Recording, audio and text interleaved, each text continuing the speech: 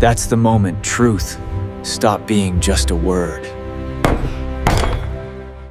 I'm 34, working as a mechanical engineer at a manufacturing plant in Pittsburgh. Never thought I'd be posting this, but after everything that happened, I need to get it out. This is about how my wife tried to take my daughter away and how my 6-year-old became the bravest person I know. My name is Daniel Foster. I'd been married to Jennifer for 8 years, and we had a daughter, Lily, who was 6 when everything went down. I thought we had a decent life. We lived in a modest house in the suburbs with a backyard where I'd built Lily a treehouse myself. Every Sunday, rain or shine, I'd take her to the park. We'd ride bikes, fly kites, get ice cream while she told me about her week at school. Those were the best days of my life. But around 6 months before it all exploded, Jennifer started acting different. She's a real estate agent, and suddenly she was working late every night. Her phone was constantly buzzing with messages she'd hide whenever I walked in the room. I noticed but didn't say anything, because my dad raised me to believe trust was sacred in marriage. Big mistake. Lily noticed too. One evening, she asked me why Mommy doesn't eat dinner with us anymore. Her big brown eyes just stared at me, waiting for an answer I didn't have. I told her Mommy was busy with work, that we were having fun, just the two of us, right? She nodded, but her smile didn't reach her eyes. Kids always know when something's wrong. One night after I tucked Lily into bed, with her favorite story about dragons and knights, I found Jennifer in our bedroom packing a suitcase. I asked what was going on, trying to keep my voice steady even though my heart was hammering. She didn't even look at me at first, just kept folding clothes like a robot. Then she said she was leaving, that she couldn't do this anymore. I asked what she meant by this, and she said our marriage, our family. She finally looked at me and her eyes were just cold. Said she deserved better than living paycheck to paycheck with a husband who smells like grease and metal shavings. I told her I work hard to provide for her and Lily, that everything I do is for our family. She cut me off and said she's 31 years old and should be living, not just surviving. Then she told me I'd be hearing from her lawyer. I asked about Lily, and Jennifer paused at the door with her back to me. She said she'd be fighting for full custody because a girl needs her mother. Then she just left. The door closed, and I stood in that hallway for several minutes before my survival instincts kicked in. I called my best friend Ryan Mitchell, who I've known since college. He was there in 20 minutes. We sat up most of the night talking about what to do. I went and watched Lily sleep. This tiny girl who looked so much like me with the same stubborn chin. I made a silent promise that whatever was coming, I wouldn't let Jennifer take her away. 3 weeks later, the papers arrived. I'd been expecting them, but reading the actual words felt like swallowing broken glass. The petition claimed I was emotionally unstable, financially irresponsible, and posed a potential danger to Lily due to anger management issues and possible substance misuse. I remember slamming those papers down on my lawyer's desk and saying it was complete garbage. My lawyer, Kenneth Harper, was this sharp guy in his 50s with silver hair. He stayed calm and told me they were throwing everything at the wall to see what sticks. He asked if there was any truth to the substance misuse claim. I told him I have maybe 1 or 2 beers on Fridays, that's it. The anger management thing came from one argument with a neighbor about his dog digging up our yard. Jennifer was twisting it. Kenneth made notes and asked about the financially irresponsible claim. I told him I make decent money, we have savings, mortgage is always paid on time. If anything, Jennifer spent more on clothes in a month than I spent on myself in a year. Kenneth leaned back and told me Jennifer had retained Mitchell Torres, a lawyer who's basically a shark that specializes in making fathers look incompetent. He said I had truth on my side, but in family court, perception often matters more than reality. The next 2 months, my life became a battlefield. Jennifer moved into this upscale apartment downtown, and during her supervised visits with Lily, she'd shower her with toys and treats. Meanwhile, I maintained our normal routine. Homework at the kitchen table, bedtime stories, weekend adventures to the park and children's museum. But Lily was changing. She got quieter, more withdrawn. One evening, while I was helping her with math homework, she asked why Mommy keeps asking her questions about me. I froze and asked what kind of questions. Lily said Jennifer wanted to know if Daddy ever yells, if Daddy drinks the grown-up drinks, if Daddy leaves her alone. Her little voice cracked when she told me she said I was the best daddy in the world, but Jennifer looked mad. I pulled Lily into my lap and fought to keep my voice steady. I told her to just tell the truth, always, no matter what anyone asks. She said okay. But that night, after she was asleep, I sat in my garage workshop where I usually work on mechanical projects. My hands were shaking. I couldn't focus on anything. Ryan found me there an hour later, staring at a half-finished birdhouse. I told him Jennifer was coaching Lily, trying to put words in her mouth. Ryan is a stocky guy with kind eyes, built like a former linebacker. He pulled up a stool and told me I needed to fight smarter. He said Jennifer thinks I'm just going to roll over, so I should let her think that while I figure out what she's really up to. He asked if I thought there was more to this than just wanting out, and his expression was grim when he said, when a woman leaves that suddenly with that much venom and immediately goes for the jugular in court, there's always more to the story. That conversation sparked something in my mind. The next day, I hired a private investigator named Carmen Rodriguez, who specialized in domestic cases. I told her I needed to know what my wife was hiding, that I was preparing to protect my daughter. Carmen's first report arrived 10 days later and confirmed my worst suspicions. The photographs were damning. Jennifer entering an expensive downtown condo building. Jennifer having intimate dinners at restaurants I could never afford. And always the same man beside her, tall, polished, wearing suits that probably cost more than my monthly salary. His name was Andrew Blackwell, real estate developer, worth something in the 8 figures. Carmen told me they'd been seeing each other for at least 8 months, meaning it started before Jennifer even left me. She also found out Andrew was married to a woman named Victoria Chen from Old Money. They had a prenup that would leave Andrew with almost nothing if she divorced him for infidelity. Then Carmen showed me something that made my blood run cold. 3 years ago, Andrew was involved in a custody case with an ex-girlfriend who claimed he was controlling and manipulative. The case settled out of court with sealed records. But Carmen had contacts who told her there were allegations involving the ex's 5-year-old daughter. No proof, just patterns and sealed records. But Carmen looked me in the eyes and said my daughter needed to be protected. She told me Andrew has a pattern of targeting married women with children, particularly mothers of daughters. I asked if Jennifer knew about Andrew's past, and Carmen doubted it. She said men like Andrew are very good at presenting exactly what their target wants to see. After Carmen left, I sat alone in my kitchen in the dark, a storm of rage and determination building inside me. I thought about how Lily had been quieter lately, how she seemed reluctant to go to Jennifer's apartment for visits. Then my phone buzzed with a text from an unknown number telling me to stop digging into things that don't concern me and focus on being the best father I can during my remaining time with Lily. It had to be Andrew. I texted back just 2 words. See you in court. But I had no intention of waiting for court. The next morning, I called Ryan and Kenneth for an emergency meeting at a diner far from my neighborhood. I needed them both to hear everything and help me put together a plan. Kenneth reviewed Carmen's reports with his lawyer's eye while Ryan's expression got darker with each page. Kenneth finally said the intel was good but not enough for court. The affair helps, he said, but judges don't care about infidelity in custody cases unless we can prove it directly damages the child.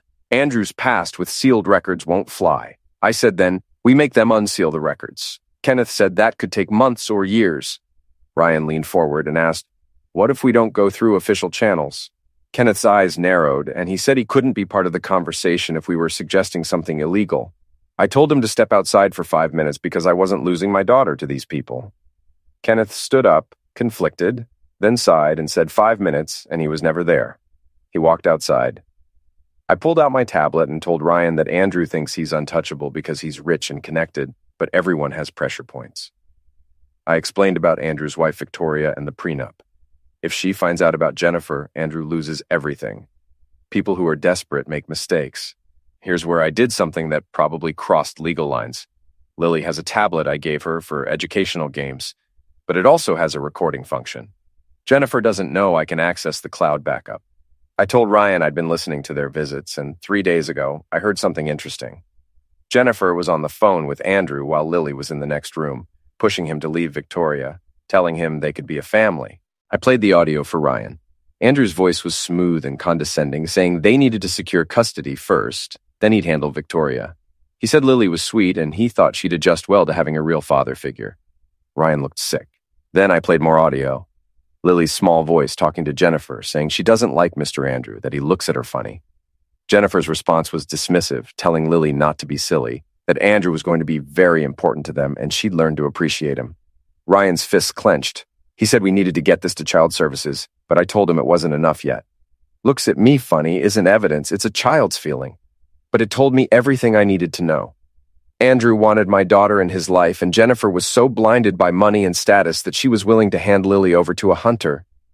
I told Ryan we were going to give Jennifer and Andrew exactly what they think they want, and then we were going to burn their world down.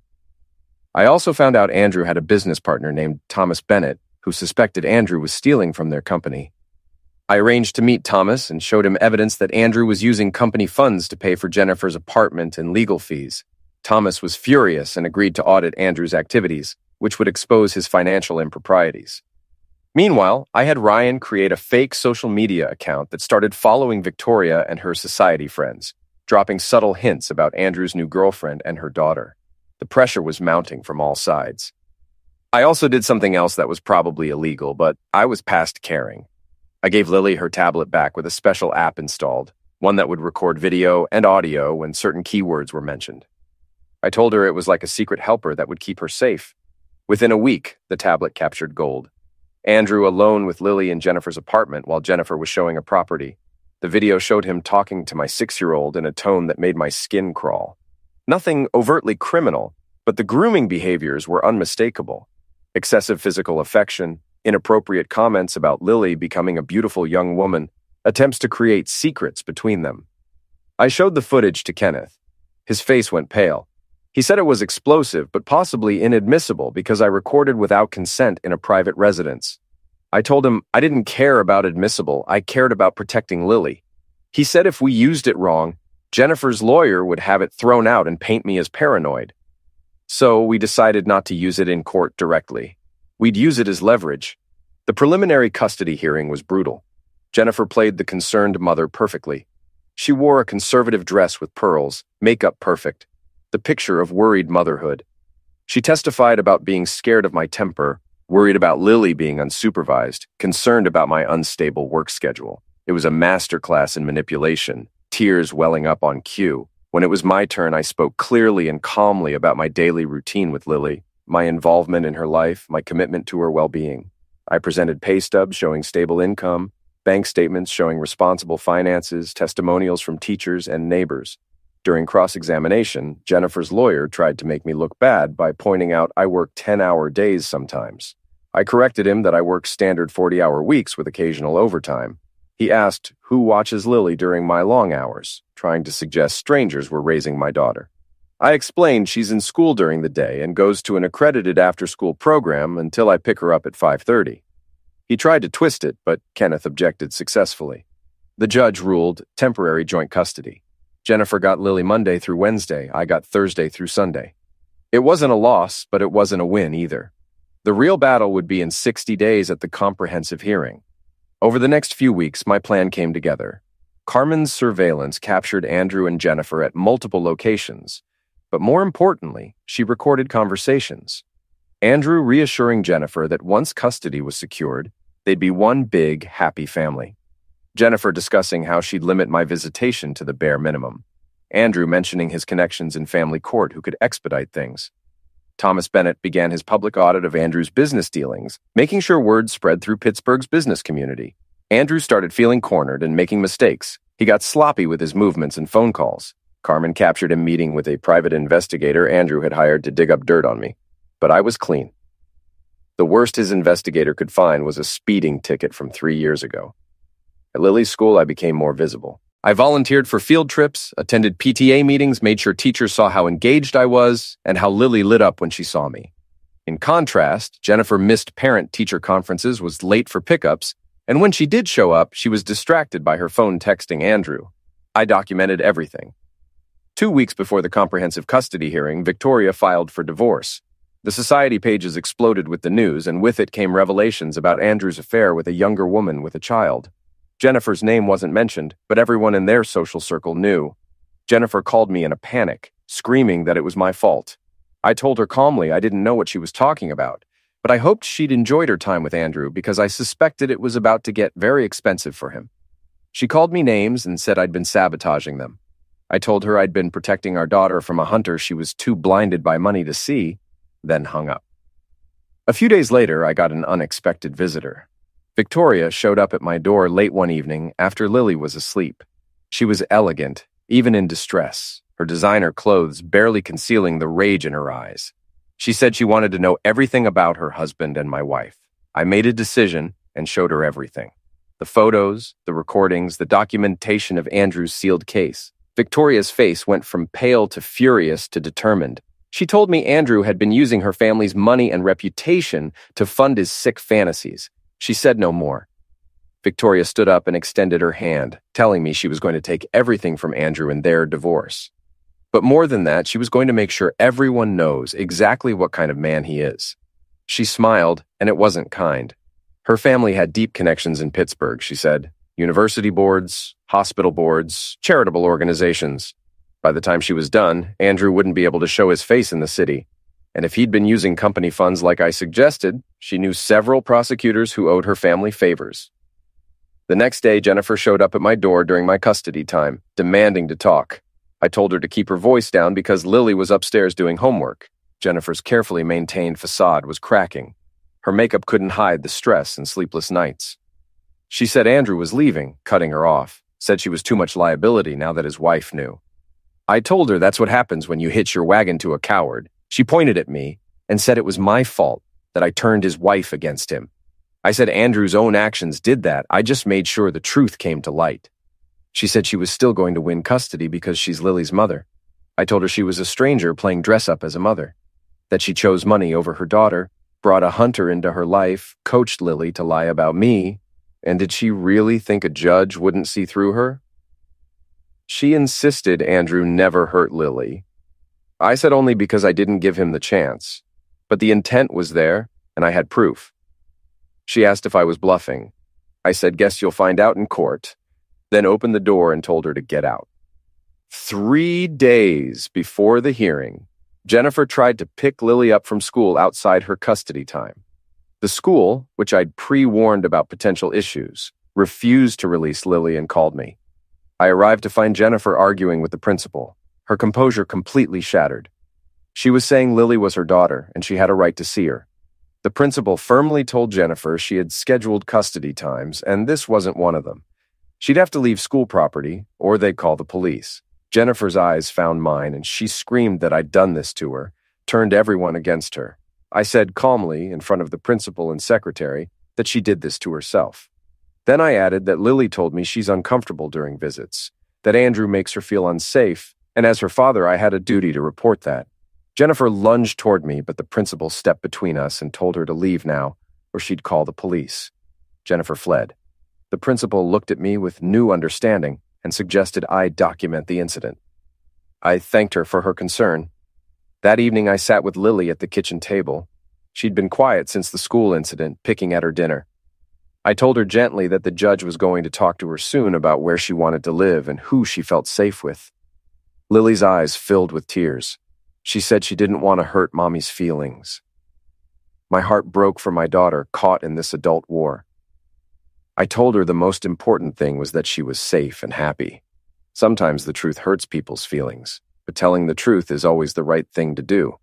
She asked if the judge would listen to her. I promised that judges care a lot about what children want, especially brave children who tell the truth. She said she was scared.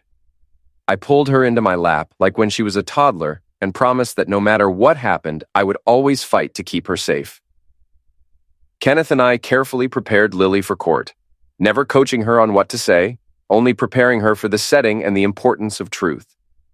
Kenneth explained that if the judge asked Lily directly if she had something to show him, and if Lily volunteered the video herself, it would be admissible as her testimony. The night before the hearing, I couldn't sleep. I stood in my garage workshop trying to calm my mind. Ryan found me there at 2 a.m. He handed me a beer and reminded me of a college professor who said I'd never make it and how I'd worked harder than everyone else and ended up with the highest grade in the class. He said that's who I was. I see a problem, I solve it, and I was fighting for Lily while Jennifer was fighting for pride and money. That kind of motivation was unstoppable. The next morning, I dressed in my best suit and helped Lily into a comfortable dress we'd picked out together. I knelt to her level and reminded her to just tell the truth. She asked if she could bring her tablet because it helped her feel brave. I told her absolutely. At the courthouse, Kenneth met us outside. Jennifer was already there with Mitchell Torres, looking composed but with an edge of desperation in her eyes. She'd brought no supporters, no character witnesses. I had Ryan, Lily's teacher, Mrs. Sarah Phillips, our neighbor, David Martinez, who often saw us at the park, and my supervisor from work, Gerald Thompson, who could testify to my steady employment and character. The hearing began with Jennifer's lawyer calling her to the stand. She presented herself as a concerned mother, tearfully talking about her fears regarding my temper, my long work hours, my inability to provide the life Lily deserved. She said she just wanted her daughter to have opportunities, stability, a mother who could be there for her. Torres asked her to describe my behavior during our marriage. She said I was always stressed about money, that I'd come home angry and slam doors. She said once I punched a wall after an argument, and she was terrified of what I might do. It was a masterful performance. During cross-examination, Kenneth was surgical. He asked if Lily or Jennifer were ever physically damaged. Jennifer admitted no. Kenneth pointed out that according to her tax returns, she worked more hours than me last year, yet she was criticizing my work schedule. He asked how that was different. She stammered. Then Kenneth asked if she was in a relationship. Torres objected, but the judge allowed it. Jennifer admitted she was seeing Andrew Blackwell. Kenneth asked how long, and she said a few months. He produced phone records and witness statements showing they'd been together 8 months, predating our separation. Kenneth asked if she'd introduced Lily to Andrew, and if Andrew spent time alone with Lily. She admitted yes, but insisted it was innocent. Then Kenneth submitted evidence of Andrew's prior sealed case involving allegations of inappropriate conduct with a minor child. Torres objected that sealed records were inadmissible. Kenneth clarified he wasn't submitting the sealed records, just the existence of the case, as it related to Jennifer's judgment in introducing Lily to this individual. The judge allowed it. The revelation hung in the courtroom. Kenneth asked Jennifer if she was aware of Andrew's past case. She said Andrew told her it was a misunderstanding. Kenneth asked if she verified this before allowing Andrew unsupervised access to her daughter. Silence. Kenneth let it hang, then returned to his seat. Next, I took the stand. I spoke calmly about my routine with Lily, my involvement in her life, my commitment to her well-being. I presented pay stubs, bank statements, testimonials from teachers and neighbors. Torres tried to rattle me during cross-examination, suggesting I was paranoid for hiring an investigator. I turned it back, asking if it was paranoid to protect your child from a man with a history of inappropriate conduct with minors. The character witnesses followed, each painting a picture of me as a devoted, stable, present father. Then came the moment everyone had been waiting for. The judge looked at Lily and asked gently if she'd like to come talk to him. Lily looked at me, and I nodded encouragingly. She walked to the witness stand, so small she needed a booster seat. The judge introduced himself and said he just wanted to ask some questions. Lily said okay in a small voice. He asked who she lived with now, and she explained she goes back and forth. He asked how she felt about that. Lily's eyes welled up. She said she didn't like going to mommy's anymore. Jennifer half rose from her seat, but Torres pulled her back. The judge asked why gently. Lily said, because Mr. Andrew is there and he makes her feel weird. The judge asked how, and Lily explained he tries to be nice, but it doesn't feel right. He calls her princess and wants to hug her a lot. Mommy says she should like him, but she doesn't. The judge's expression darkened. He asked if Andrew ever touched her inappropriately. Lily said she didn't know what that meant. He rephrased, asking if Andrew touched her in a way that made her uncomfortable. She said he gives lots of hugs and tries to kiss her forehead. She added that Daddy only hugs her when she wants hugs. The judge asked if she could choose where to live. Where would she want to be? Lily's voice was clear. With Daddy, she said. She always felt safe with Daddy. Then Lily took a breath and asked the question that changed everything. Can I show you something? The courtroom went completely silent. The judge looked surprised and asked what she meant. Lily said she had something on her tablet. She told him Daddy says she should always tell the truth, and she recorded the truth. Kenneth stood and explained the child had evidence she'd like to present. Torres objected, saying it was highly irregular. The judge said the child was requesting to present evidence, and he was going to allow it. Lily handed her tablet to the bailiff, who brought it to the judge. She explained there was a video from when she was at Mommy's apartment. The judge said he'd review it, and then they'd discuss it. He pressed play. The courtroom was silent except for the audio. Lily's voice came through first, small and uncertain, followed by Andrew's smooth tones. Andrew told Lily to come sit next to him on the couch so they could watch a movie together. Lily said she wanted to wait for Mommy. Andrew said her mommy trusted him to take care of her, that they should get to know each other better because Lily was going to be his little girl soon. Lily's voice said she already had a daddy. Andrew's voice said I wouldn't be around much longer, that he and Jennifer were going to make sure of that. Once the judge decided, Lily would live with them all the time, and he'd teach her so many things. The video continued with Andrew trying to coax Lily to sit on his lap, Lily politely refusing, Andrew's frustration growing. Then Jennifer's voice as she entered the apartment telling Andrew she'd told him to wait for her before spending time with Lily. Andrew told her to relax, they were just bonding. Jennifer said Lily looked uncomfortable. Andrew said she's 6 and she'll adjust. Then came the part that destroyed Jennifer's case. Andrew said after the hearing, I'd be lucky to see Lily once a month, then they could really start their life together. Jennifer asked about Victoria. Andrew said Natalie was a problem being handled, that his lawyer found a loophole in the prenup. Even if she divorced him, he'd be fine. And once Lily's custody was settled, they'd have leverage against me for anything they wanted. Jennifer said she just wanted it over with, wanted me out of their lives. Andrew assured her I would be, told her to trust him. The judge's face had gone from serious to thunderous. He stopped the video and looked at Jennifer, whose face had lost all color. He asked if the video was authentic. Jennifer looked at Torres, who was frantically whispering in her ear. Finally, she whispered yes. Torres stood and requested a recess to consult with his client. The judge denied the request and told him to sit down. His voice was ice.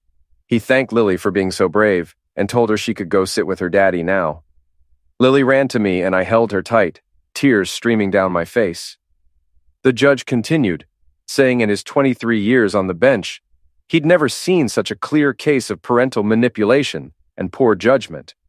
He looked at Jennifer and said she'd introduced her daughter to a man with a history of concerning behavior with minors, allowed him unsupervised access despite Lily's obvious discomfort, and actively planned to limit my access, not for Lily's well-being, but for her own convenience. Jennifer started to plead, but the judge held up his hand. He said the video showed conspiracy to manipulate custody proceedings, emotional manipulation of a child, and what appeared to be grooming behavior from Andrew. He asked where Andrew was. Torres said weakly he wasn't involved in the case. The judge said he was very much involved and ordered Andrew subpoenaed immediately. He also ordered Child Protective Services notified about the video. Torres stood again and said his client had been under tremendous stress, that she made poor judgment calls but loved her daughter. The judge's voice rose. He said love doesn't put a child in danger, doesn't prioritize a romantic relationship over a child's safety, doesn't coach a child to lie about a fit parent. Then he turned to me and said he was granting me full physical custody of Lily, effective immediately. Jennifer would have supervised visitation only, once per week for 2 hours, pending psychological evaluation and completion of parenting classes. Furthermore, Andrew was ordered to have no contact with Lily whatsoever. If Jennifer violated this order, visitation would be terminated entirely. Jennifer let out a sob and said he couldn't do this, that Lily was her daughter. The judge said Lily was a child who deserved to be protected, and Jennifer had proven herself incapable of that duty. His gavel came down, the courtroom erupted. Torres was arguing with Jennifer, who was crying. Kenneth was shaking my hand. But I only had eyes for Lily, who was clinging to me, asking if she did good. I told her she did perfect, so perfect. As we left, I saw Torres look at Jennifer with contempt and tell her loud enough for me to hear that he'd told her this would backfire. He said he was withdrawing from her case and walked out, leaving Jennifer alone. I got a message from Carmen shortly after. Andrew had been arrested for embezzlement and fraud. He was also being investigated for child endangerment based on the video. Victoria sent her regards. 3 months later, life slowly returned to normal. Jennifer attended her supervised visits sporadically at first. She tried to talk to Lily about the court case and how much she missed her, but Lily's responses were polite and distant. The bond had been broken. Andrew ended up facing serious legal troubles. The embezzlement charges stuck thanks to Thomas Bennett's audit and Victoria's willingness to provide evidence. Word spread throughout Pittsburgh society. His business was ruined, his reputation destroyed. He eventually got 5 years in federal prison. Victoria sent me a thank you note with a generous check that I deposited into Lily's college fund. The note said it was for the brave girl who exposed a monster. Jennifer moved to Ohio about 6 months later, working as a real estate agent in some small town. Her supervised visits dwindled to once a month, then stopped altogether. Lily didn't ask about her much anymore. A year later, Jennifer's lawyer called, asking about modifying the custody arrangement. Jennifer had completed her classes and evaluation, wanted unsupervised visitation 2 weekends a month. I asked if anyone had asked Lily what she wanted. The lawyer said no. I told her the answer was no, that when Jennifer could prove she put Lily's needs before her own, when Lily felt safe enough to ask for more time with her mother, then we'd talk. Until then, the court order stood. About 6 months after the hearing, I met someone at the park. Her name was Nicole Hayes, a widow with a young son named Connor. We started meeting intentionally, letting the kids play while we talked. I was cautious, protective of Lily's heart, and my own. But slowly I opened up to the possibility of something new. A year after the custody hearing, I proposed to Nicole. Lily helped pick out the ring and was the first person we told. She asked excitedly if Connor would be her brother. Nicole knelt to Lily's level and said sort of, if that was okay with her. Lily asked if we could still have daddy-daughter days. I pulled her into a hug and promised always that would never change. The wedding was small and intimate, held in our backyard where I'd built Lily's treehouse. Kenneth officiated, Ryan was best man, and Lily was the flower girl. I sent Jennifer an invitation as a final gesture of grace, but she didn't respond. Standing at that altar, watching Nicole walk toward me with Connor at her side, I thought about the journey. The pain, the betrayal, the fight, but also the strength I'd discovered, the bonds I'd forged, the absolute certainty that I would move mountains to protect those I loved. I realized the best revenge wasn't destruction. It was building something better from the ashes. 5 years later, we're still in that same house with an expanded backyard and a second treehouse. Lily is 11, Connor is 9, and we have a 2-year-old daughter, Maya. Kenneth and his wife come over for barbecues. Ryan is still my best friend. Carmen sent a card from Europe where she was working a case. Lily is happy, thriving, confident. She knows she saved herself that day in court by being brave enough to show the truth. I got one message from Jennifer years later saying she heard about my wedding and new family, that she was glad I was happy and sorry for everything. I read it twice and deleted it. That chapter was closed. Looking at my family now, I know I won more than a custody battle. I won the chance to be the father Lily deserved and to build a family based on love and trust rather than manipulation and lies. And in the end, that was the only victory that mattered.